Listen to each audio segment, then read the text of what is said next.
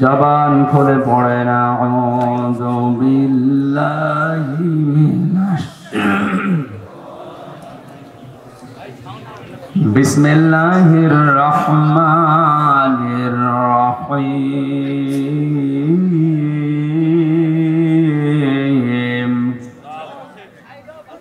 ওয়াত্তাকু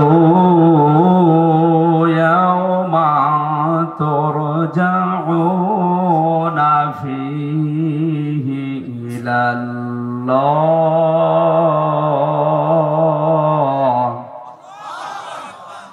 সুম্মা তুওয়াফফা কুল্লু নাফসিন মা কাসাবাত ওয়া হুম লা ইউযালামুন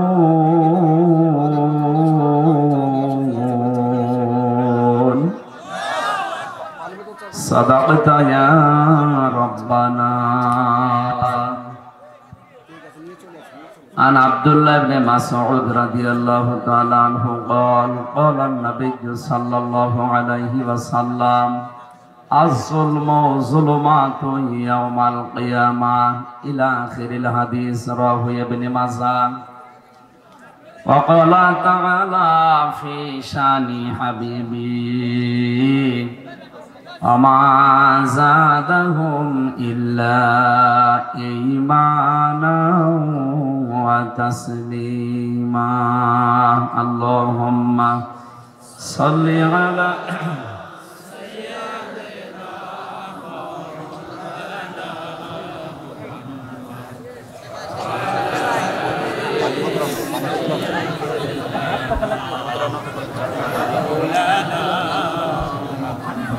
হাজারো ব্যথা বেদনার পরে ফিরে আসনি তুমি আপন ঘরে, দিনের আলো তুমি ছড়িয়ে দিতে চলে গেলে মদিনায় মক্কা ছেড়ে। হে রাসূল তোমাকে ভুলি আমি কেমন করে, হে রাসূল তোমাকে ভুলি আমি কেমন করে। খেয়ে না খেয়ে দিন প্রচারের কাজে নিজেকে দিয়ে সব বিলিয়ে তায়েফের কাফেরেরা চিনল না এ আলো, দুষ্ট ছেলেদের পিছু দিল লেলিয়ে। পাথরের আঘাতে ক্ষত বিক্ষত হয়ে সারা শরীর থেকে রক্ত ঝরে। হে রাসূল তোমাকে ভুলি আমি কেমন করে। হেরার গুহায় তোমারই ধ্যান, আসমান থেকে নামে আল কোরআন। ভাঙলো সবার ভুল তোমারই পরে, আসলো কোরআনের ছায়া তলে। খালিদ ওমর আলী আবু বকর ইসলামী ঝান্ডা নিল যে তুলে। আল আমিন তুমি ছিলে চিরদিন সকল মানুষের তরে। হে রাসূল তোমাকে ভুলি আমি কেমন করে। হাজারো ব্যথা বেদনার পরে ফিরে আসনি তুমি আপন ঘরে, দিনের আলো তুমি ছড়িয়ে দিতে চলে গেলে মদিনায় মক্কা ছেড়ে। হে রাসূল তোমাকে ভুলি আমি কেমন করে। আলহামদুলিল্লাহ। বাংলাদেশের ঐতিহ্যবাহী জেলা ফরিদপুর সদর থানার অন্তর্গত পরমানন্দপুর কৃষ্ণনগর ইউনিয়ন মীর ইমতাজ আলী ফাউন্ডেশন ময়দানে দ্বিতীয় বাৎসরিক তাফসীরুল কোরআন মাহফিলের স্বনামধন্য সভাপতি আমার আরাফাতের ভাই আলহাজ জালাল উদ্দিন সরদার আতালাল্লাহু উমরাহু ওয়া বারাকাল্লাহু ফি হায়াতি। মাহফিলের প্রধান অতিথি মাননীয় জাতীয় সংসদ সদস্য হামিম গ্রুপের ব্যবস্থাপনা পরিচালক শ্রদ্ধাভাজন ব্যক্তিত্ব জনাব একে আজাদ আতালাল্লাহু উমরাহু ওয়া বারাকাল্লাহু ফি হায়াতি। বলেন আমিন। যে দায়িত্ব তার মাথার উপরে আল্লাহ দিয়েছেন এটা যেন সঠিকভাবে পালন করতে পারে। এতক্ষণ যারা কথা বললেন চুয়াডাঙ্গা থেকে আগত বলিষ্ঠ কণ্ঠের অধিকারী জনাব মাওলানা হুসাইন আহমেদ মাহফুজ, কথা রেখেছেন আপনাদের এলাকার সন্তান জনাব মাওলানা গোলাম মোস্তফা। এ মাহফিল যার মাধ্যমে নিয়েছি বিশিষ্ট শিক্ষাবিদ আপনাদের এলাকার সন্তান সৈয়দ মোহাম্মদ ইব্রাহিম আলী আতালাল্লাহু উমরাহু ওয়া বারাকাল্লাহু ফি হায়াতি। বলেন আমিন। মঞ্চে বসা হাফেজ আবু সাইদ সহ নাম না জানা অন্যান্য ওলামা ইকরাম, সামনে বসা মুসলমান ভাইরা, পর্দার আড়ালের সম্মানিতা মা এবং বোনেরা, প্রশাসনের ভাইরা, প্রাণ প্রিয় ফরিদপুরবাসী, দল মত নির্বিশেষে দিনের বেলায় হাজারো কাজ বাদ দিয়ে কোরআনে কারীম বোঝার জন্য, শোনার জন্য, আমল করার জন্য যারা এসেছি ইবাদত মনে করি, খুশি হয়ে বলছে আলহামদুলিল্লাহ। যতক্ষণ থাকবেন আপনার শ্বাস প্রশ্বাসে নিঃশ্বাসে নেকি হবে, আল্লাহর রহমত নাজিল হবে। দুইটা শর্ত মানলে। কয়টা? আল্লাহ পাক বলেন ওয়াইদা কুরিয়াল কুরআনু ফাসতামিউ লাহু ওয়া আনসিতু লাআল্লাকুম তুরহামুন। হে পৃথিবীর মানুষেরা, যখন কোরআন পড়া হয় তোমাদের সামনে শোনানো হয়, তোমরা আর যাই করো কথা বলতে পারবা না, চুপ করে থাকা লাগবে এবং স্থির ভাবে শোনা লাগবে। দুইটাই ফরজ। দুইটাই কি? নামাজ পড়ে কি মনে করে? বলেন না কেন? রোজা রাখি কি মনে করে? তাহলে এই জায়গায় যারা আছেন, কথা বললে আপনার কিন্তু নামাজে কথা বললে গুনাহ হয়, এখানে কথা বললে গুনাহ হবে। স্থির থাকেন। এমনি আজাই করেন, ইশারায় করেন, কথা বলবেন না, কেউ কথা বলবেন না। 1 ঘন্টা কথা বন্ধ। দ্বিতীয় নম্বরে শুধু কথা বন্ধ করে থাকলে হবে না। আল্লাহ তাআলা বলেন তাদেরকে আপনি বলেন ফাসতামিউ লাহু, তারা যেন শোনে। কি করে? কোরআনে কারীম শোনার সময় কিছু নিয়ম নীতি আল্লাহ আমাদেরকে শিখিয়েছেন যে কিভাবে আপনি বলবেন, কিভাবে শুনবেন। আল্লাহর ওই ধরনটা আমরা এখন আপনাদের উপস্থাপন করছি। এটা তো আর গানের স্টেজ না যে উল্টাপাল্টা নাচ দিলাম হয়ে গেল না। এটা একটা মঞ্চ, এটা একটা আমানতের জায়গা। এই মেম্বারগুলো এখন আমানতের জায়গা। কিভাবে এখানে কথা উপস্থাপন করা লাগে 1500 বছর আগে আল্লাহ আমাদের শিখিয়েছেন, আর কিভাবে শ্রোতা হয়ে শোনা লাগে ওইটাও জানিয়েছেন। আমরা আগে আল্লাহর ধরনটা দেখি, তারপরে তাফসিরে যাই। আল্লাহ পাক বলেন কিতাবুন উনজিলা ইলাইকা ফালা ইয়াকুন ফি সাদরিকা হারাজাম মিনহু লিতুনযিরা বিহি ওয়া যিকরা লিল মুমিনিন। বলেন আল্লাহু আকবার। সূরা আরাফের 2 নম্বর আয়াতে আল্লাহ জানিয়েছেন যখন আপনাকে কিতাবটা আমি দিয়েছি, এটা দিয়ে মানুষদেরকে সতর্ক করবেন। কি করবেন? সতর্ক করার সময় আপনার মনের ভেতরে যেন কোনো ভয়, ভীতি, দ্বিধা, দ্বন্দ্ব, সংশয়, সন্দেহ এইগুলো কাজ না করে। তাহলে কোরআন যারা উপস্থাপন করবে, মানুষের সামনে সতর্ক করবে, তাদের উচিত হচ্ছে কোনো ভয় সামনে না রাখা। হারাজন শব্দের ব্যাখ্যা আমি তাফসিরে পেয়েছি 2টা। 1 নম্বরে, হে নবী আপনি যখন কোরআন দিয়ে সতর্ক বাণী উচ্চারণ করবেন মানুষের সামনে, অনেক মানুষ আপনার সামনে এমন বসে থাকবে যারা কোরআনের ওই বক্তব্যকে সঠিকভাবে না বোঝার কারণে রাজনীতি মনে করে মন খারাপ করবে। এটা এখন এই দেশে নেই, এদেশে এখন এইটাই বেশি। নাকি আমি আয়াত বানালাম? সূরা আরাফের 2 নম্বর আয়াত। এই যে হাফেজ বসে আছে, আল্লাহ পাক বলেন শুধু একটা না, দ্বিতীয় নম্বরে আপনি যখন কোরআনে কারিমের তাফসীর করবেন, তাফসীর মানে খুলে ফেলা, তাফসীর মানে আবরণ দিয়ে ঢাকা আছে, আবরণ ফেলে দেওয়া। অনেক মানুষ অনেক কিছু দিয়ে ঢাকনা দিয়ে আছে, পরিবার, সমাজ আর রাষ্ট্রে। তাফসীর করলে এগুলো খুলে যাবে। আবহমান কাল থেকে অনেকে অনেক কিছু ইবাদত মনে করে পালন করে আসছে।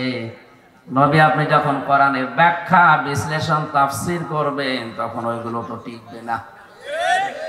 যারা আপনাকে নিয়ে এসেছিল দাওয়াত দিয়ে, ওই মানুষগুলো এখন আপনার প্রতি মন খারাপ করবে যে আমি কি করতে নিয়ে আসলাম। এই জন্য হারাজন দিয়েছেন আপনার মনে যেন এরকম কোন ভয় ভীতি লালসা কাজ না করে। যিকরা লিল মুমিনিন, কোরআন আমার মুমিন বান্দা বান্দীদের জন্য উপদেশ। বলেন সুবহানাল্লাহ। আমরা যে 2টা পেয়েছি, 1 নম্বরে কোরআনের ব্যাখ্যা না বোঝার কারণে মন খারাপ করে, এরকম মানুষের দেশে এখন আছে।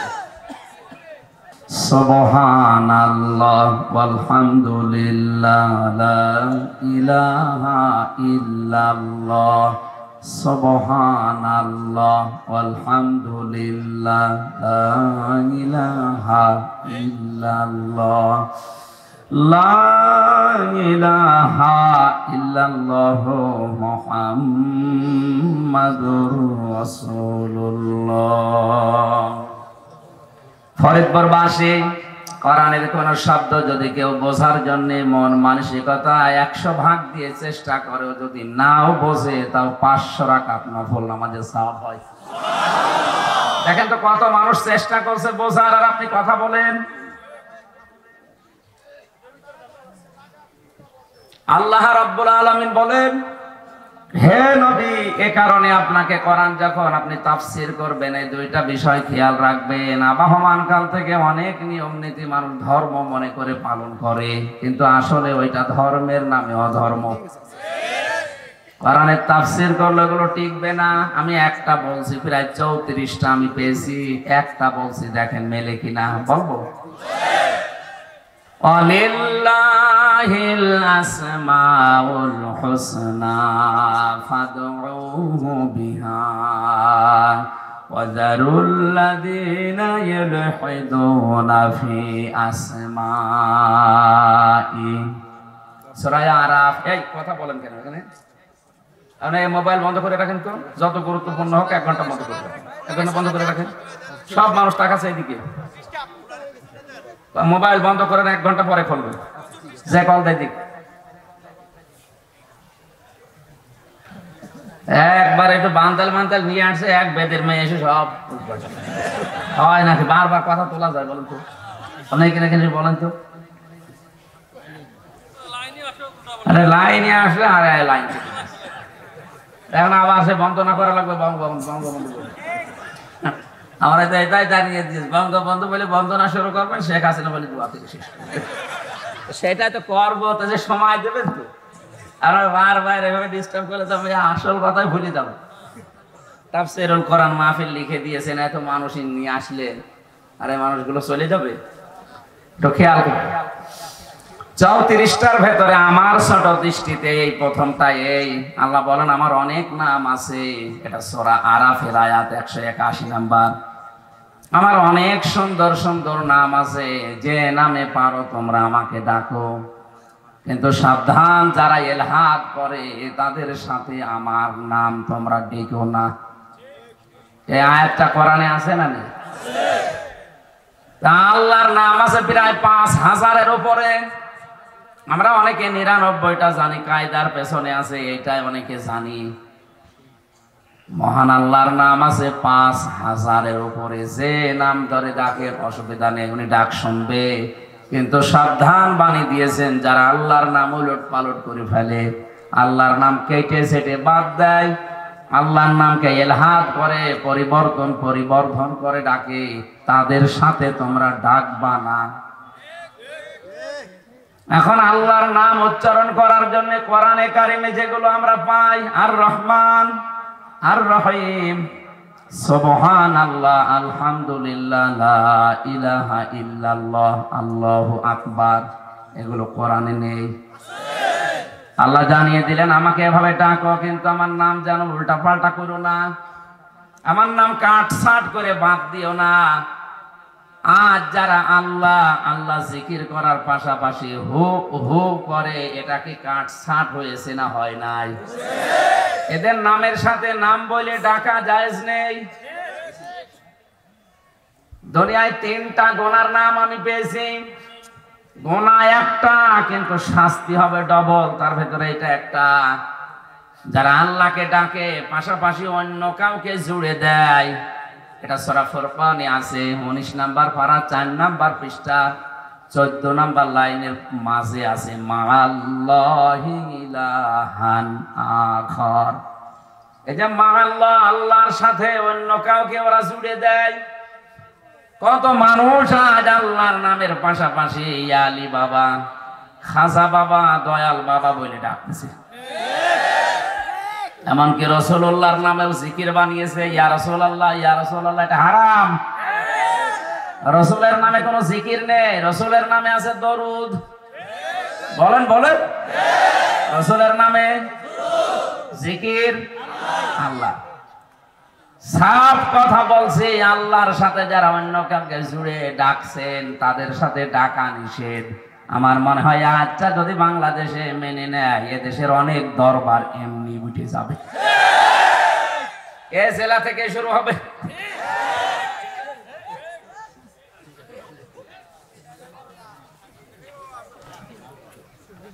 এজন্য কোরআনে কারীম যখন প্রচার করবেন, এর পদ্ধতি হচ্ছে কারো দিকে তাকানো যাবে না। কে মন খারাপ করে, কে বেজার হয়, কে খুশি হয় না, আপনি তাকাবেন আল্লাহর দিকে।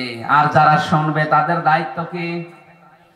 ওয়া আনজালনা ইলাইকা যিকরা লিতুবাজ্জিনা লিন-নাসি মা নুজিলা ইলাইহিম ওয়া লাআল্লাহুম ইয়াতাফাক্কারুন। এটা সূরা নাহলের ভেতরে আছে 14 নাম্বার পারা 11 নাম্বার পৃষ্ঠার 3 নাম্বার লাইনে 44 নাম্বার আয়াতের শেষের দিকে আছে। আল্লাহ পাক বলেন, নবী আপনাকে কিতাব দিয়েছি, এই জিকির, এই কোরআন স্পষ্ট দলিল আর প্রমাণ দিয়ে আপনি জীবিত মানুষদেরকে শোনাবেন। কাদের? জীবিত। আর কোরআন আজকে পড়া হচ্ছে মরা মানুষের পাশে। আমার তো যতটুকু কোরআন হাদিসের জ্ঞান আছে, আমার মনে হয় আলেম যারা তারাও একমত হবে, মরা মানুষের পাশে যদি কেউ কোরআন পড়ে আর ওর জীবন যদি কোরআন অনুযায়ী না চলে, ওর আযাব আরো বাড়বে। মাঝখান থেকে হাফেজের কিছু টাকা হবে, আপনার বাবার কোনো উপকার নেই, কারণ আপনার বাবা সারা জীবন চলেছে এর বিরুদ্ধে। হাফেজ আবু সাইদ না, আমির হামজা না, কাবা শরীফের ইমাম সুদাইসিকে নিয়ে এসে যদি বলেন একটু পড়ে দেন, ও যখন তেলাওয়াত শুরু করবে ওই আয়াত যাবে আপনার বাবার বিরুদ্ধে। কোরআনে কারিমে আল্লাহ জানিয়েছেন, আমার সৃষ্টির পরিবর্তন করা শিরিক, কুফর। কেউ যদি আল্লাহর সৃষ্টি পাল্টিয়ে ফেলে, সে কুফরি করে। সূরা নিসার ভেতরে আছে। আর নবীজি আয়াতের ব্যাখ্যা করতে গিয়ে জানিয়েছেন, কোন নারী যদি পুরুষের সুরাত সিরাত ধরে এবং কোন পুরুষ যদি নারীর সুরাত সিরাত ধরে, তাহলে আল্লাহ নিজে তার উপরে লানত করে।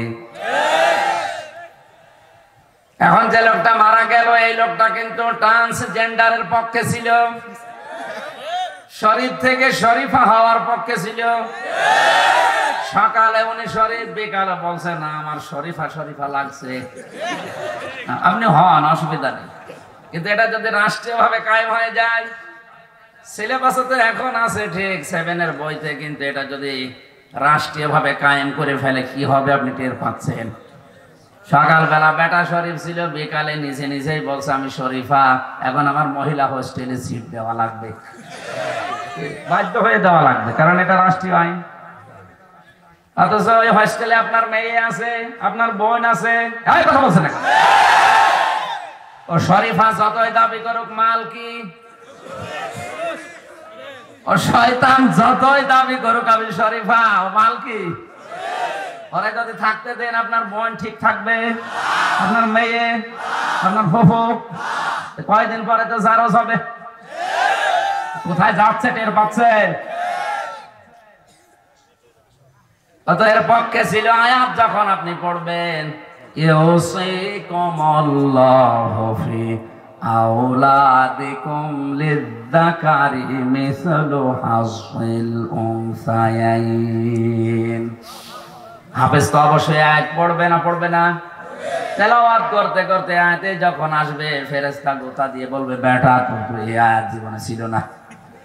আমার মনে হয় পাগলকে যদি বলা হয় ভাই সাকর নাড়া বেরাও, বলে আমার মনে ছিল না।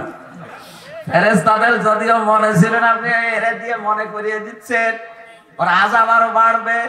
মাঝখান থেকে এর উপকার হচ্ছে। এই যে যারা বিভিন্ন জায়গায় মিলাদ পড়েন, মিলাদ দেন, আজ পর্যন্ত আপনি শুনেছেন, দেখেছেন যে কোন হাফেজের বাড়ি, কোন মাওলানার বাড়ি মিলাদ হয়? কারণ জানে যে তাতে কোনো লাভ নেই, কারণ বানানো।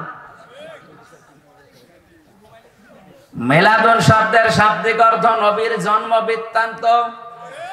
নবীজির জন্ম বৃত্তান্ত সম্পর্কে কেউ যদি আলোচনা করে ওইটাই মিলাদ।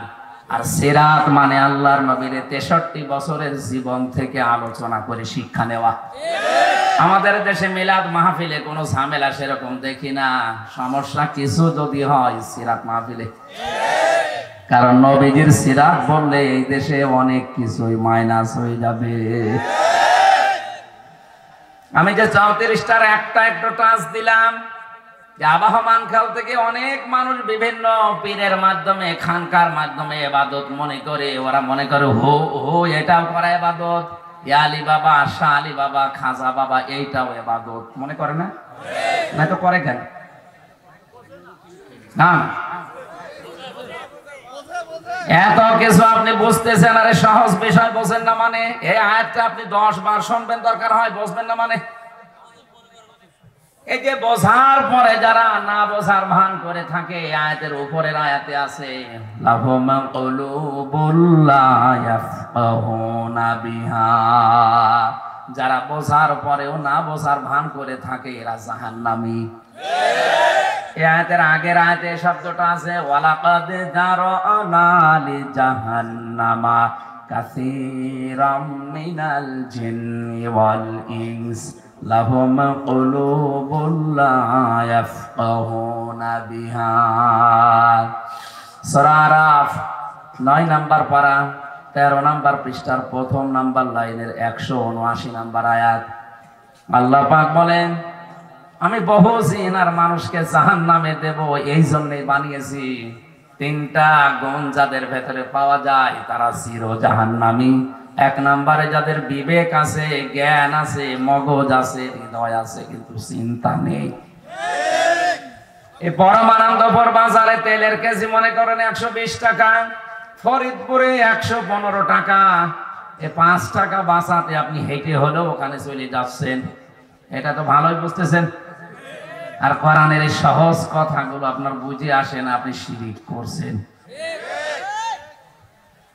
অনেক মানুষ এদেশে ছড়িয়েছে যে আমি জানি না তাই মানি না, আল্লাহ মাফ করে দেবে, তোর শাস্তি ডবল হবে। তুই জানিস না কেন? এটা তোর অপরাধ। জানার এত মাধ্যম দুনিয়াতে, তাও তুমি জানো না। আজকের মাধ্যম তৈরি করেছে ইব্রাহিম ভাই জানার জন্যে না লোক দেখানোর জন্যে? জানার জন্যই তো আমি বলছি। সুতরাং আবাহমান কাল থেকে যারা ইবাদত মনে করে এগুলো পালন করে আসছে, আপনি এই মুহূর্তে থেমে যান, বাদ দিন, ওটা ইবাদত না। আপনি তো শুনলেন কোরআনের সূরা আরাফের আয়াত দিয়ে, সূরা নিসার আয়াত দিয়ে একটাও মিলছে না। এরপরেও যদি না বোঝার ভান করে কেউ ওগুলো করতেই থাকে, আল্লাহ নিজে দায়িত্ব নিয়ে তাকে হেদায়েতের রাস্তায় যদিও থাকে ওরে ঠেলা মেরে ফেলে দেবে। এই যে ধাক্কা দিয়ে ফেলে দেবে, এটা তো আমি বানালাম? হ্যাঁ, তিরমিজি শরীফের হাদিস, নবীজি বলেন মানিত্তাবাল হুদা বিগাইরিল কোরআন আদাল্লাহুল্লাহ। এখানে আলেম নেই? ওই আলেম কই? আমি কিন্তু এটা কঠিন প্রশ্ন। এটা তো আর আলেম না, এটা হাফেজ।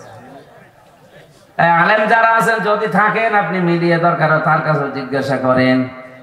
শব্দটা নবী দল্লা ইয়াদিল্লু দিতে পারতেন, তাহলে বাংলা অর্থ দাঁড়াতো আপনি নিজেই নিজেকে গোমরা বানিয়ে ফেলেছেন। কিন্তু আদাল্লা ইয়াদিল্লু বাবে ইফআল, এই বাপ থেকে আসার কারণে শব্দের অর্থ বাংলায় দাঁড়িয়েছে। আপনি হয়তো ভালো হবার নিয়েতেই কোনো জায়গায় গিয়েছিলেন যে হেদায়েত পাবেন, কিন্তু সেখানে কোরআন ছিল না, কোরআনের নিয়ম নীতি সেখানে চলে না। এজন্য আল্লাহ রাগ করে আপনাকে হেদায়েতের রাস্তা থেকে ফেলে দেবে। 48,000 পীরের দরবার এই দেশে এখন। আমার তো যতটুকু বাস্তবতায় আমি দেখেছি হাতে গোনা কয়েকটা দরবার বাদ দিয়ে অধিকাংশ দরবারে কোরআনের নিয়ম নীতি চলে না। চলে ওখানে ওর বাপ দাদার নিয়ম, ওর বাবা এই বলেছে ওইটাই মানে, এই যে বাবা বলেছে দাদা বলেছে বুজুর্গ বলেছে এইটাই মানে। এটা স্বভাব কাফেরদের, এটা যে স্বভাব কাফেরদের এটাও মানালাম। সূরা মায়েদা 7 নাম্বার পারার 4 নাম্বার পৃষ্ঠার 1 নাম্বার লাইনের 104 নাম্বার আয়াতটা ভালো করে মিলাবেন। বাইরে যে যদি গীবত করেন আপনার কিন্তু সব খুলে ফেলা হবে। وَإِذَا قِيلَ لَهُمْ تَعَالَوْا إِلَى مَا أَنزَلَ اللَّهُ وَإِلَى الرَّسُولِ قَالُوا حَسْبُنَا مَا وَجَدْنَا عَلَيْهِ آبَاءَنَا। আল্লাহ পাক বলেন, হে নবী আপনি যখন ওদেরকে বলবেন এই ফরিদপুরবাসী আসো আল্লাহর বিধানের দিকে, রাসূলের আদর্শের দিকে, আপনি দেখবেন অনেক মানুষ এমন কথা বলবে, ক্বালু বহু বচন, হাসবুনা আমাদের জন্য যথেষ্ট, মা ওয়াজাদনা যা আমরা পেয়েছি, আলাইহি আবানা আমাদের পূর্বপুরুষ বাপ দাদা মুরব্বি এদের কাছে যা পেয়েছি ওইটাই যথেষ্ট, আপনারটা লাগবে না। নবীজিকে এই কথা বলতো ওই সময় কাফেররা। কারা? এখন বলছে কারা? এক কথা বলেন না কেন? কোরআন শরীফ আপনি চোখ দিয়ে গলিয়ে দেবেন। এই যে দেখেন ওরা কাফেররা বলতো আপনার কথা আমরা শুনবো না, আমরা বাপ দাদা মুরব্বি আমার পীর সাহেব এদের কাছে যা পেয়েছি ওইটাই যথেষ্ট, আমাদের পূর্বপুরুষরা সঠিক পথেই ছিল, আপনার কথা মানি না। আপনি কোরআন পড়ে পড়ে শোনালে ওরা এই কথা বলবে। আমার তো মনে হচ্ছে 1,500 বছর পরে কাফেরদের ওই কথা অনেক মুসলমান এখন বলছে। আওয়ালাউ কানা, সাবধান, আওয়ালাউ কানা বাউহুম লা ইয়ালামুনা শাইআও ওয়া লা ইয়াহতাদুন। আল্লাহ আফসোস করে বলছেন, এই মানুষগুলোর পূর্বপুরুষ বাপ দাদা মুরব্বি এরা যদিও হেদায়েতের উপরে ছিল না, এরা কিছু জানতো না, এরপরেও এরা অন্ধভাবে ওদেরকেই মেনে চলবে। 1,500 বছর পরে আল্লাহর এই কথাটা এখন একেবারে খাপের খাপ মিলে যাচ্ছে। তাহলে আমাদের লাগবে না যা আমাদের বাবা আমাদের পীর সাহেব দিয়েছে ওইটাই যথেষ্ট, এই কথা বলে কাফেররা। কারা? আপনি কি কাফের? আপনাকে আমি কোরআন হাত ধরে ধরে শিখিয়ে দিচ্ছি। আজ হাজারো মানুষ, আমার যতটুকু ধারণা পীর সাহেব বাংলাদেশে 48,000-এর উপরে, লেখাপড়া জানা, কোরআনের জ্ঞান হাদিসের জ্ঞান জানার মতো হাতে গোনা 5-6টা আছে। বাকি যতগুলো দরবার খুলে ব্যবসা চালাচ্ছে ওর পেটে বম মেরে। বলেন তো যে ইসলামী অর্থনীতিতে যাকাত ভিত্তিক অর্থনীতি কায়েম করতে হলে যে 8টা পয়েন্ট লাগে একটু বলেন তো, ও কিয়ামতের আগে বলতে পারবে না। নামাজ ভাঙ্গার কারণ 19টা, ওরে জিজ্ঞাসা করেন তো। রোজা রাখার পরে রোজা ভেঙে যায় না ভাঙে না? ওযু করলে ওযু ভেঙে যায় কয় কারণে? বলেন বলেন। নামাজ ভাঙে কয় কারণে? ঈমান ভাঙে 10 কারণে। ঈমানও যে ভেঙে যায়, মানুষের ঈমান নষ্ট হয়ে যায়, এটা অনেকে জানেই না। আমি এই যে পয়েন্টগুলো একটু বলছি, যাদের খাতা কলম আছে হয় লিখে নেন, না মোবাইলে একটু তোলেন দেখেন তো মেলে কিনা। খুব গুরুত্বপূর্ণ বিষয়, কারণ নামাজ পড়তে গেলে ওযু করা লাগে, আর 7টা কারণ পাওয়া গেলে ওযু ভেঙে যায়। নামাজ পড়তে গেলে 19টা কারণের একটাও পেলে নামাজ ভেঙে যায়। আপনি যতই সুন্দর করে নামাজ পড়েন, নামাজ আর বলেন বলেন রোজা ভাঙার কারণ আছে, হজ ভেঙে যাওয়ার কারণ আছে। আমাদের আসল পুঁজি যেটা ঈমান, ঈমান ভাঙারও আরো জোরে। প্রত্যেকটার পেছনে কোরআনের আয়াত দলিল আছে, হাদিস আছে। আমি শুধু পয়েন্ট গুলো বলছি, যেহেতু আলোচনা আজকে এটা না, এই 17 তারিখ নাকি একটা মাহফিল আছে না, 9 তারিখে, ওখানে ঈমান ভাঙার কারণগুলো আমি কোরআন আর হাদিস দিয়ে বিস্তারিত বলবো, শুধু পয়েন্টটা বলছি। ঈমান ভাঙার কারণ 10টা। সূরা জুমারের 65 নম্বরে আয়াতে প্রথমটা আছে, কেউ যদি শিরিক করে ওর ঈমান ভেঙে যায়। 2 নম্বরে কেউ যদি কুফরি করে তার ঈমান ভেঙে যায়। 3 নম্বরে কেউ যদি মুনাফিকি করে, উপরে ঠিকঠাক ভেতরে সদরঘাট, নিফাক। সব ধর্মকে যারা সমান মনে করে এদের ঈমান ভেঙে যায়। এই দেশে এখন বাড়ছে না, সব ধর্মের কাছে সমান মনে হয়। 4 নম্বরে নবী ছাড়া অন্য কারো আদর্শ যার ভালো মনে হয়। এই পয়েন্টটাই আমার মনে হয় এই দেশের 100 জনের 70 জন ধরা খাবে। কয়েকদিন আগে একটা জরিপ পেয়েছিলাম, এই দেশে বিশ্ব নবীকে একমাত্র আদর্শ মেনে চলে 100 জনের মাত্র 14 জন। 100 জনের 14 জন বাদ দিলে থাকে কত? কথা বলে টাকা। আমি তো 70 বলেছি, আর আরো বাড়ানো লাগবে। 4 নম্বর, এটা নবী ছাড়া অন্য কাউকে কেউ যদি আদর্শ মনে করে ওর ঈমান ভেঙে যায়। আর আদর্শ মনে করা না, 100 ভাগ মেনে চলছে। খালি যোগ্যতা থাকলে আপনার ঈমান থাকবে। 5 নম্বরে আল্লাহর বিধানকে যদি কারো ভালো না লাগে, এটা সূরা মুহাম্মদের 9 নম্বর আয়াতের ব্যাখ্যায় আছে। আল্লাহর বিধান মানে না এমন না, কারো যদি অপছন্দ হয়, কারো যদি ভালো না লাগে আল্লাহর বিধান, ওর ঈমান কি হয়? ভেঙে যায়। 6 নম্বরে আল্লাহর দ্বীনের বিধানকে কেউ যদি কটাক্ষ করে, খারাপ মন্তব্য করে, এই দেশে এখন এটা আরো বেড়ে গেছে। 7 নম্বরে যারা জাদু করে, এখানে হারুত মারুতের কাহিনী আছে কোরআনে কারিমে, তাফসীর আমি ওই দিন 9 তারিখে দেখবো ইনশাআল্লাহ। 8 নম্বরে মুসলমানদের বিরুদ্ধে যারা ষড়যন্ত্র করে। সূরা বুরুজের ভেতরে আয়াতটা আছে, সূরা আহজাবে আছে। 9 নম্বরে কাউকে ইসলামের ঊর্ধ্বে যদি কেউ মনে করে তার ঈমান ভেঙে যায়।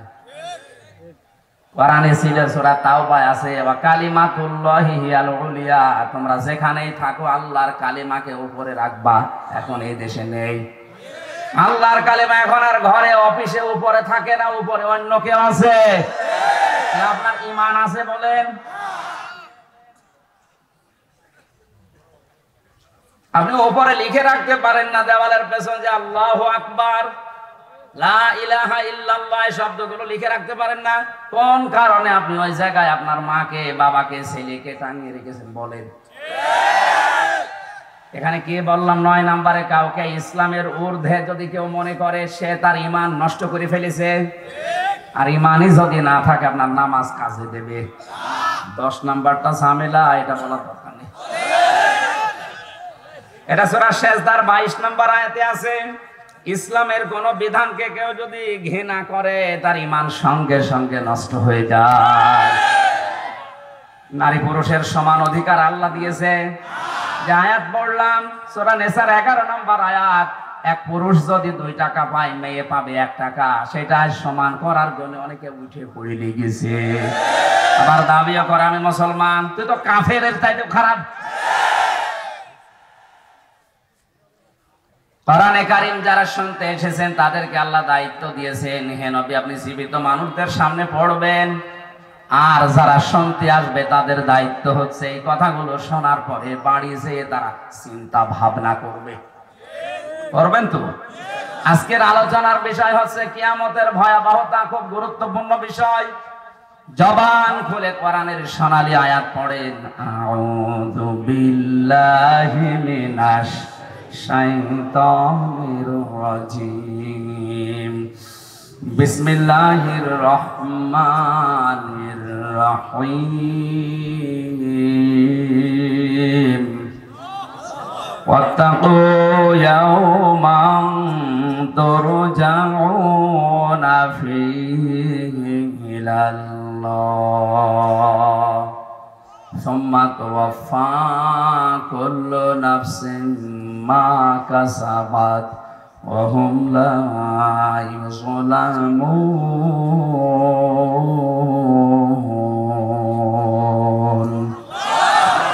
সূরা বাকারা 281 নম্বর আয়াত 286টা আয়াত আছে 40টা রূকু আছে মাত্র একটা আয়াত পড়েছি কয়টা এরশাদ হচ্ছে ওয়াত্তাকু তোমরা ভয় করো ইয়াওমান ওই দিনটাকে তুরজাউনা ফিহি ইলাল্লাহ যেই দিনের মধ্যে সবাইকে আল্লাহর কাছে ফিরে যাওয়া লাগবে ওই দিন কিয়ামতের দিন কোন দিন সুম্মা তুওয়াফা কুল্লু নাফসিন মা কাসাবাত ওয়া হুম লা ইসলামুন প্রতিটি মানুষকে তার উজরাত পারিশ্রমিক তার যে অর্জনকৃত বিষয় এগুলো তাকে পঙ্খানু দেওয়া হবে কারো উপরে জুলুম করা হবে না কারণ জুলুম যে করে সে আল্লাহর মামলার আসামি হয়ে যায় জুলুম যে করে সে আল্লাহর মামলার আসামি কত বড় ওজনওয়ালা কথা টের পাচ্ছেন ইন্নামাস সাবিলু আলাল্লাযিনা ইয়াযলিমুনান নাস এটা সূরা 25 নম্বর পারা 6 নম্বর পৃষ্ঠা 13 নম্বর লাইনের 42 নম্বর আয়াতের প্রথম অংশে আছে আল্লাহ তাআলা বলেন আমি কিন্তু অভিযোগ দায়ের করব মামলা দায়ের করব কেস করব তাদের বিরুদ্ধে যারা মানুষ হয়ে মানুষের উপরে জুলুম করে আল্লাহ যদি নিজেই মামলার বাদী হন তিনি কোনোদিন জুলুম করতে পারেন কিয়ামতের ওই ময়দানে এজন্য কোনো জুলুম নেই কারো উপরে জুলুম করা হবে না আল্লাহর বিচার ব্যবস্থা কিয়ামতে যখন কায়েম হবে আল্লাহর বিচার ব্যবস্থা 3 পদ্ধতিতে হবে কয় পদ্ধতি প্রথম নম্বরে আল্লাহর বিচারে কোনো অবিচার আরো আসতে এটা কল্পনাও করা যায় না যে আল্লাহর বিচারে অবিচার আছে না নেই 2 নম্বরে আল্লাহ যা পাক যদি ন্যায় বিচার করে কেউ বাঁচবে না এই কথাটা কেমন যেন হয়ে গেল যে আল্লাহ ন্যায় বিচার করলেও যদি না বাঁচিতে কি বিচার করবে ফরিদপুরবাসী এই জন্যই তাফসীর মাহফিলে আসা লাগে আল্লাহর বিচারে অবিচার নেই আল্লাহ ন্যায় বিচারও করলে কেউ বাঁচবে না প্রত্যেকেই ধরা খাবে এমনকি নবীজি মুহাম্মদ রাসূলুল্লাহ বলেছিলেন আল্লাহর দয়া ছাড়া আমিও জান্নাত পাবো না তাহলে আমাদের কোনো খবর আছে আপনি যত ইবাদত করেন না কেন আপনি ইবাদত একেবারে কিয়ামত পর্যন্ত হায়াত পেয়ে করছেন আল্লাহ যদি ন্যায় বিচার কিয়ামতে করে আপনি বাঁচবেন না মসজিদে নববীতে নবীজি বসে আছেন ফজরের নামাজ আদায় করে বললেন সাহাবীরা বনি ইসরাইলের এক লোক 1000 বছর হায়াত পেয়েছিল 1000 বছর সে ইবাদত বন্দেগী করেছে সে একদিন স্বপ্ন দেখছে মনে মনে ভাবছে যে আমি যা করলাম আমারে আল্লাহ জান্নাত না দিয়ে পারে না স্বপ্নের ভেতরে দেখে কিয়ামত কায়েম হয়ে গেছে ডাক দিয়ে বলে মহান আল্লাহ আমার বিচার আপনি শুরু করেন আল্লাহ পাক বলেন তোর বিচার করা লাগবে না তুই জান্নাতে চলে যা লোকটার মনের ভেতরে একটু অহংকার যে কি এত কিছু করলাম আর আমারে কোনো বাহবা থ্যাংক ইউ কিছুই দিল না বলছে যা জান্নাতে চলে যা একটা কথা হলো ওর মনের ভাষা বোঝে কে আল্লাহ পাক বুঝেছেন যে ওর মনে কি আছে ফেরেশতাদেরকে বলে সেখান থেকে গরম ওঠে ওই জায়গা থেকে একটু ঘুরিয়ে নিয়ে আয় জাহান্নামের যে জায়গায় গরম ওঠে অন্যান্য জায়গা ওই জায়গা থেকে পানা চায় আল্লাহ ওই জায়গা অন্তত আমাদের নিও না আর ওর পাশ দিয়ে যখন ঘুরিয়েছে পিপাসায় কলিজা ফেটে যাচ্ছে বলছে ফেরেশতারা আমার একটু পানি দাও এটা দুনিয়া না এটা কিয়ামতের হাসরের ময়দান এখানে মাংনা পানি পাওয়া যাবে না ফেরি পানি দেওয়া যাবে না যদি দিতে হয় তাহলে 500 বছরের ইবাদত আমাদের দাও ঠিক আছে পানি পান করার পরে প্রসাবের চাপ দিয়েছে বলে একটু ব্যবস্থা করো বলে না এখানে এরকম ব্যবস্থা নেই ঘিরে দিতে পারি কিন্তু বাকি 500 বছরের ইবাদত দেওয়া লাগবে আমার জীবনে বাঁচে না করবো কি নাকি দিয়ে ঠিক আছে পুরাটা দেওয়ার পরে আল্লাহ পাক বলেন বান্দা 1 গ্লাস পানি ভেতরে ঢোকাইলে আর 1 গ্লাস বের করে দিলে এতটুকুর কারণে 1000 বছরের ইবাদত সব দিয়ে দিয়েছো একটা 1000 বছরে কত গ্লাস পানি খেয়েছো বলো প্রতি গ্লাসের বিনিময়ে 1000 বছরের ইবাদত দেওয়া লাগবে তারপরে কি আমার জান্নাতে যাবি যা। সেজদায় পড়ে গিয়ে বলে রব্বুল আলামিন তোমার দয়া ছাড়া মাপ পাওয়া ছাড়া জান্নাত পাওয়া সম্ভব না। এই জন্য কিয়ামতের দ্বিতীয় পয়েন্টে আল্লাহ ন্যায় বিচার করলে কেউ পার পাবে, কেউ পার পাবে, প্রত্যেকে ধরা খাওয়া লাগবে। 3 নম্বরে বাঁচা যাবে যদি আল্লাহ মাফ করে দেয়। এই জন্য কাবা শরীফ যারা তাওয়াফ করে ষষ্ঠ চক্কর দেওয়ার সময় একটা দোয়া পড়ে, আল্লাহুম্মা ইন্না আলাইয়া হুকুকান ফীমা বাইনি ওয়া বাইনিকা। ডাক দিয়ে বলে কাবার মালিক আমি হাজির হয়েছি তোমার ঘরে, আমার সাথে তোমার সাথে অনেক দেনা পাওনা আছে, আমি বান্দা হিসাবে যা যা পাওনা সব তুমি আমাকে দিয়ে দিয়েছো। আমি সেই বীর্য থেকে শুরু করে আজ হামজা হয়েছি, আমি নেই থেকে শুরু করে আজ একে আজাদ হয়ে গেছি। আমার কিছুই ছিল না, এমনকি নাম পর্যন্ত আমার দুনিয়ায়। হালাতা আলাল ইনসানি হাইনুম মিনাদ দাহরি লাম ইয়াকুন শাইআম মাযকুরা। হে বান্দা তোর জীবনে কি এমন দিন যায়নি যে যে সময় তোরে উল্লেখ করব এরকম কিছু ছিলি না। আজ তোর নাম যশ খ্যাতি অর্থ সম্পদ সব তোকে দিয়েছি, এই জন্য কাবার গিলাফ ধরে বলা লাগছে আল্লাহ আমি যা পাবো তুমি তো সব দিয়ে দিলে, কিন্তু তুমি আমার মালিক, আমার মতো গোলামের কাছে তোমার তো কিছু পাওনা আছে, আমি তো আজ পর্যন্ত তোমার কিছু দিতে পারিনি। একটু নিজের দিকে তাকিয়ে ভাবেন তো, এই মুহূর্তে যদি আপনি মারা যান, এখনই যদি আল্লাহ আপনাকে সামনে দাঁড় করিয়ে বলে বেটা তোর সব কিছু আমি দিয়েছিলাম, তুই যে আমার গোলাম ছিলি আমারে কি দিয়েছিস বল দেখি, তুই যতটুকু দিলি সব তো ভ্রান্ত, একটাও মেলে না, সব ত্রুটি দিয়ে ভরা।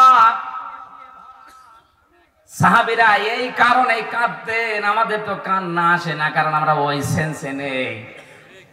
খলিফাতুল মুসলিমিন হযরতে ওমরের জীবনী পড়েছিলাম, তার সন্তানটা ভর্তি করলেন মাদ্রাসায়, হযরতে আলী ওই সময় প্রধান বিচারপতি, তিনিও তার সন্তানকে ভর্তি করলেন মাদ্রাসায়। হোসাইন বারবার কলম ফেলে দিচ্ছিলেন, বারবার বলে আব্দুল্লাহ তুলে দাও, একবার দুইবার তিনবার তুলে দেওয়ার পরে প্রেসিডেন্টের ছেলে তো রেগে গেছে, বারবার কলম তুলে দেব, আমি কি তোমার চাকর? হযরতে হোসাইন বলে তুমি তো শুধু চাকর না, খাদেম না, তুমি খাদেমের বাচ্চা, খাদেম। বাবার কাছে গিয়ে বলে আব্বা আমি আর মাদ্রাসায় পড়বো না, হোসাইন আমাকে সব তোমাকেও গালি দিয়েছে, ও বলেছে আমি নাকি খাদেমের বাচ্চা, খাদেম। হযরত ওমর বিচক্ষণ ছিলেন, ডাক দিয়ে বলে সন্তান বিচার আমি জমার দিন করব। খুতবা দিচ্ছিলেন ইমাম হিসাবে, হঠাৎ তিনি দাঁড়িয়ে বললেন হোসাইন আমার কাছে আসো, তুমি কি কালকে ক্লাসে আমার ছেলেটাকে খাদেমের বাচ্চা, খাদেম বলে গালি দিয়েছো? বলে হ্যাঁ দিয়েছি। কেন দিলে? হযরত হোসাইন বলে খলিফা আপনি বুকে হাত দিয়ে বলেন তো আপনি কি আমার নানার খাদেম ছিলেন না?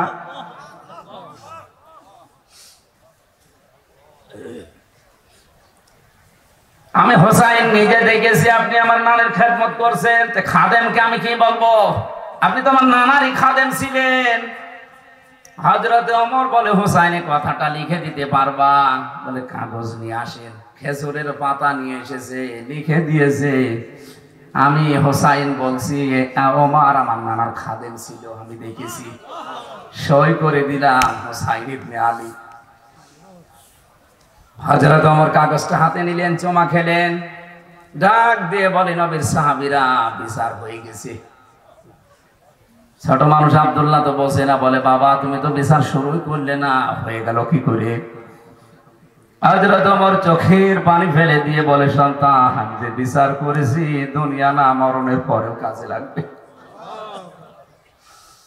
আমি যখন মারা যাব আমার এই কাগজটা আমার কাফনের ভেতরে দিয়ে দিও, মরণের পরে আল্লাহর কাছে যদি কিছুই ভালো না লাগে, আল্লাহর যদি আমার জীবনের কিছুই পছন্দ না হয়, অন্তত এই কাগজটা তুলে আল্লাহকে দেখাবো রব্বুল আলামিন তোমার নবীর নাতি লিখে দিয়েছে আমি নবীর খাদেম ছিলাম। এই ওসিলায় হতে তুমি আমাকে মাফ করে দাও।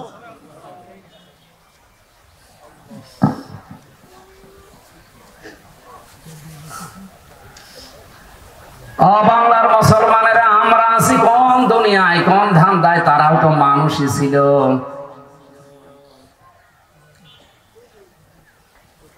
বাজারে যাবার পরে এক ব্যক্তি সদাই কেনার পরে দোকানদারকে 100 টাকা দিয়েছে। টাকা উলট পালট করে বলছে, ভাই এ টাকা চলে না, অচল, আপনি নিয়ে যান, অন্য সময় দেবেন। যেই বলেছে অচল, ও গিয়েছে অজ্ঞান হয়ে। লোকজন ওকে হুঁশ ফিরিয়ে বলে, কি দোকানদার আপনাকে মেরেছে? বলে না, আপনি অজ্ঞান হয়ে গেলেন কেন? লোকটা বলে, আমি অজ্ঞান হয়েছি এই কারণে টাকাটা দেওয়ার পরে উলট পালট করে দেখে ওর মাঝখানে যে দাগটা থাকা দরকার ওইটা নেই, এটা জাল টাকা। আমারে বলছে এটা অচল, চলে না, অন্য সময় দিয়ে যাবেন। আমি চিন্তা করলাম, আমারও তো জীবনের একটা 100 টাকার নোট আছে, তার নাম হায়াত। আমারে 50, 60, 70 বছরের হায়াত। এখনই যদি মারা যায়, মহান আল্লাহ যদি আমার হায়াতের দিকে তাকিয়ে বলে, বান্দা এটা অচল, এটা চলে না, কারণ এর ভেতরে শিরিক পাওয়া যায়, এর ভেতরে মা বাবাকে কষ্ট দিয়েছি যেটা লেখা আছে, হারাম কামাই করেছি যেটা লেখা আছে, বেপরদায় চলেছি যেটা লেখা আছে, উলঙ্গ নাচ দেখেছি যেটা লেখা আছে, এ অচল, এইটা নিয়ে আমার জান্নাতে যাওয়া যাবে না। তখন আমার কি হবে এই চিন্তায় আমি সেন্সলেস হয়ে গেছি। কিয়ামতের এই বিচার ব্যবস্থা এত কঠিন অবস্থা হবে, ফাকাইফা তাত্তাকুনা ইন কাফারতুম ইয়াউমা ইয়াজআলুল বিলদানা শিবা। আল্লাহ পাক বলেন, কিয়ামতে এমন সালসালা অবস্থা পয়দা করব, যুবক মানুষ বুড়ো হয়ে যাবে। এই কঠিন অবস্থায় কঠিন দিন আমাদের সামনে আছে না নেই? এখনই সতর্ক হওয়া দরকার, যেন আমি ধরা খেয়ে না যাই। হে আল্লাহ, তুমি বহু কিছু বান্দা হিসাবে আমাকে দিয়েই দিয়েছো, কিন্তু তুমি রব, আমি তোমার গোলাম, কিছুই দিতে পারিনি। তবে একটা পুঁজি আমার আছে, এসে পুঁজিটার নাম হচ্ছে আল্লাহ, তোমার গাফফার নামের খাতিরে আমার মাফ করে। আল্লাহ যেন আমাদের মাফ করে দেন, বলেন আমিন। তাছাড়া চেষ্টা করি আমরা, এগুলো যদি কিয়ামতে পুঙ্খানো আল্লাহ ফেরত দেয়, আল্লাহর কসম কেউ আমরা বাঁচবো না, আমরা যেন ধরা না খাই, বলেন আমিন। সবচাইতে বড় কঠিন বিষয় হচ্ছে জুলুম থেকে নিজেকে বাঁচিয়ে রাখা আর মাজলুমের বরদোয়া থেকে নিজেকে বাঁচানো। যে হাদিসটা পড়েছিলাম, বিশ্ব নবী বলেছেন, ইত্তাকি দাওয়াতাল মাজলুম ফাইন্নাহা লাইসা বাইনাহু ওয়া বাইনাল্লাহি হিজাব। মুসলিম শরীফের হাদিস। হে পৃথিবীর মানুষেরা, মাজলুমের বরদোয়া থেকে বেঁচে থাকবা। হয়তো তামাম দুনিয়ার মালিক হয়ে গেছো, কিন্তু মাজলুমের বরদোয়া থেকে তুমি নিজেকে বাঁচাওনি। তোমার ধ্বংস হতে বেশি সময় লাগবে না। মাজলুমের বরদোয়া আর আল্লাহর মাঝে কোনো পর্দা হিসাব থাকে না। অথচ এইটাই বাংলাদেশে এখন বেশি হচ্ছে। আমরা সবাই কম বেশি এখন মাজলুম। কথা বলে না কেন? এই যে স্টেজটা, এই যে মঞ্চ, এই যে মেম্বার, এটার একটা আমানত আছে। আমানতটা আমি সঠিকভাবে ডেলিভারি আজ দিতে পারি না, আমি মাজলুম হয়ে আছি। যারা শুনবে তারা শুনতেও এভাবে পারে না, ওরাও মাজলুম হয়ে আছে। কথা বলা আমার অধিকার, এই অধিকার থেকে যারা বঞ্চিত করে রাখে এরা জালেম, আর যারা বঞ্চিত হয় এরা মাজলুম। এজন্য মাজলুমের বরদোয়া থেকে বঞ্চিত নিজেকে মুক্ত রাখা দরকার। সম্মানিত মা বোনেরা, আপনার জন্য ওয়াজ হচ্ছে, তামাম দুনিয়া যদি আপনাকে ভালো বলে, আপনার স্বামী যদি জায়েজ কোনো কারণে আপনার উপরে নারাজ থাকে, আপনার জানাজা পড়াও জায়েজ নেই। নবীজি তার নিজের মেয়েকে ডাক দিয়ে বলতেন, ফাতেমা খুব ভালোবাসি তোমাকে, কিন্তু সাবধান, জামাইয়ের কাছে আসো, যদি কোনো জায়েজ কারণে আমার জামাই আলী মন খারাপ করে ফেলে, যদি তাকে রাজি খুশি করতে না পারো, ওই অবস্থায় মারা যাও, আমি নবী তোমার বাবা হয়ে বলছি, তোমার জানাজায় আমি হাজির হব না। আজ বাংলার বাবা যারা, এরা যদি মেয়েদেরকে এই শিক্ষাটা দিতে পারতো, কোন বাড়িতে ডিভোর্স হতো না, স্বামীর মনে দুঃখ দিত না। আরো মেয়েকে যাওয়ার সময় ফসলা যে কিছু হলে তুই চলে আসবি, তোর অন্য জায়গায় বিয়ে দেবো। আপনি এক মেয়ে বিয়ে দেবেন কয় জায়গায়?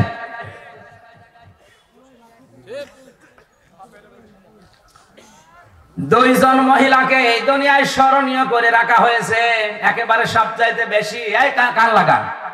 এক নাম্বার মহিলার নাম হযরতে খাদিজা। এই পৃথিবীতে একজন মহিলাকে আল্লাহ শুধু সালাম দিয়েছিলেন স্বামী ভক্তির কারণে, তার নাম খাদিজা। আর একজন মহিলা স্বামী ভক্তি করেছিলেন কিন্তু তার কথা মানেননি আল্লাহর বিরুদ্ধে থাকার কারণে, তাকে আল্লাহ শুধু সালাম দেননি, তার জন্য জান্নাতে একটা ঘর বানিয়েছিলেন, তার নাম আসিয়া। হযরতে আসিয়ার জীবনী পড়েছি। স্বামী তার হাতের ভেতরে প্রেক লাগিয়ে, পায়ের ভেতরে শলাকা দিয়ে, কপালে প্রেক লাগিয়ে মাথার উপরে গরম তেল ঢেলে দিচ্ছিল। হযরতে জিবরাইল জান্নাতটা কাজ করে ধরলেন তার সামনে। হযরতে আসিয়া জান্নাতের দিকে তাকিয়ে বললেন, না, আমি শুধু জান্নাত চাই না, জান্নাতের ভেতরে আল্লাহকে বলো যেন একটা ঘর বানিয়ে দেয়।